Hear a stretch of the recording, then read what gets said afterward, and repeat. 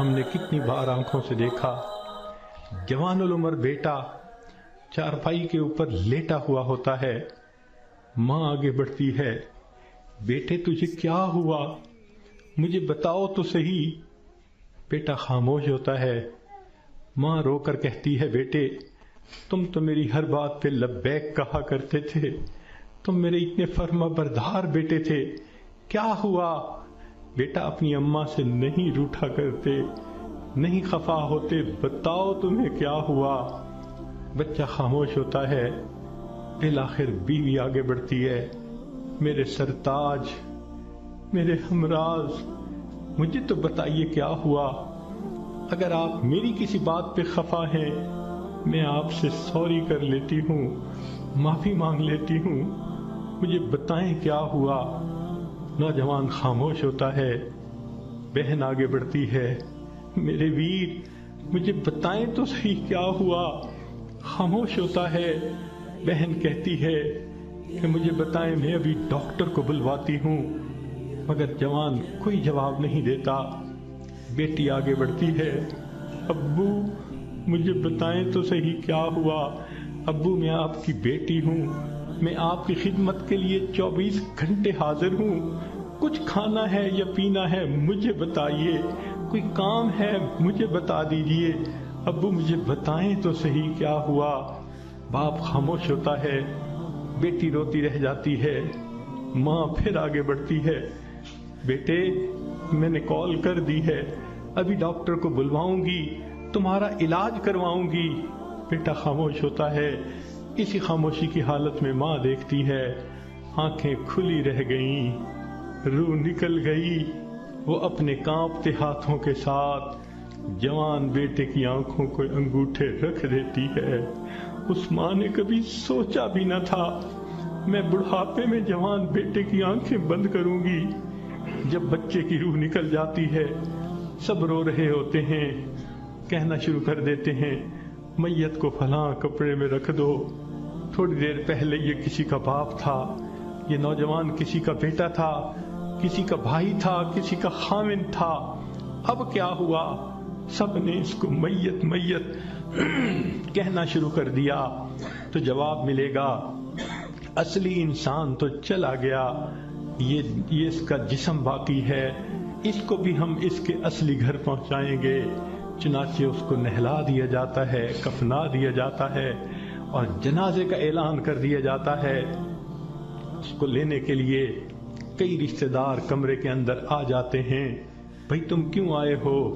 ہم اس کو اس کے اصلی گھر پہنچانے کے لیے۔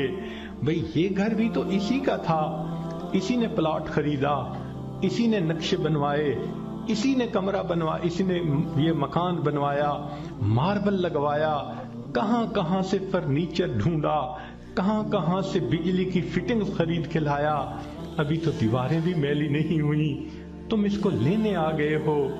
سب کہیں گے یہ تو عارضی گھر تھا، اصلی گھر تو آگے ہے، 2 گز زمین کا ٹکڑا، چھوٹا سا تیرا گھر ہے۔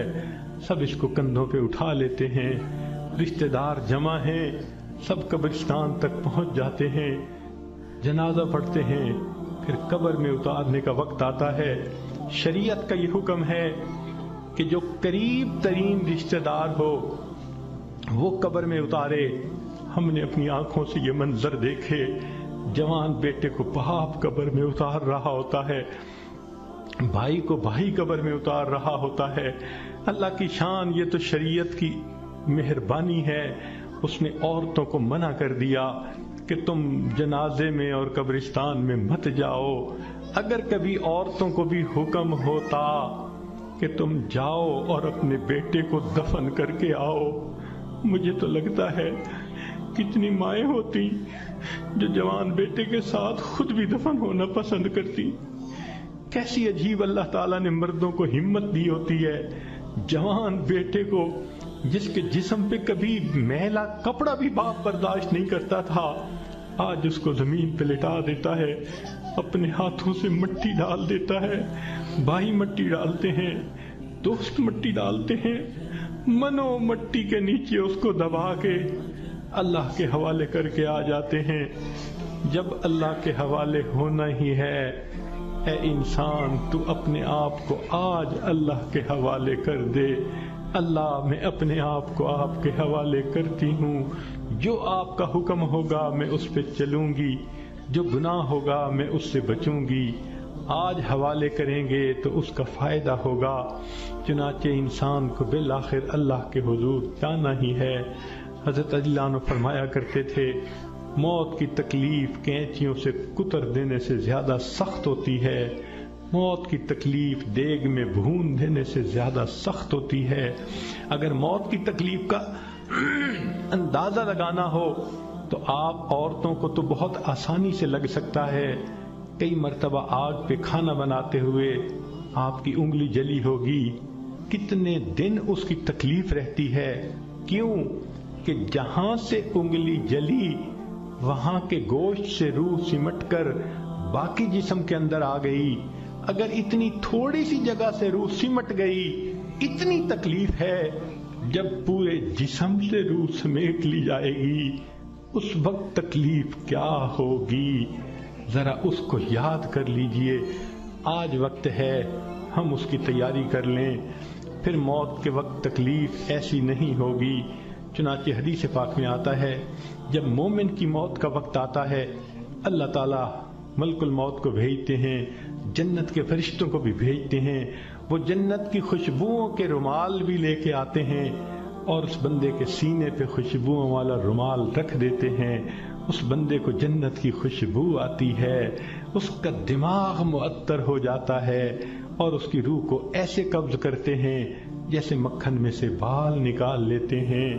جب اس کی روح کو لے کے چلے جاتے ہیں اللہ تعالیٰ فرشتوں کو حکم فرماتے ہیں، دیکھو یہ میرا نیک بندہ تھا، روح کو قبض کر لیا گیا، اب جدھر سے اس کا جنازہ گزرے گا تم راستے کے دونوں طرف ادب سے کھڑے ہو جاؤ۔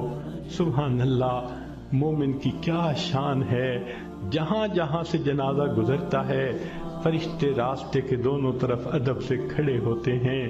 حدیث پاک میں آتا ہے، جس جگہ یہ بیٹھ کر نماز پڑھتا تھا زمین کا وہ ٹکڑا رو رہا ہوتا ہے، جہاں قرآن پڑھا کرتا تھا زمین کا وہ حصہ رو رہا ہوتا ہے، آسمان کے وہ دروازے روتے ہیں جہاں سے اس کے لیے رزق اتارا جاتا تھا۔ سبحان اللہ، یہ اللہ کے عاشق کی موت ہے۔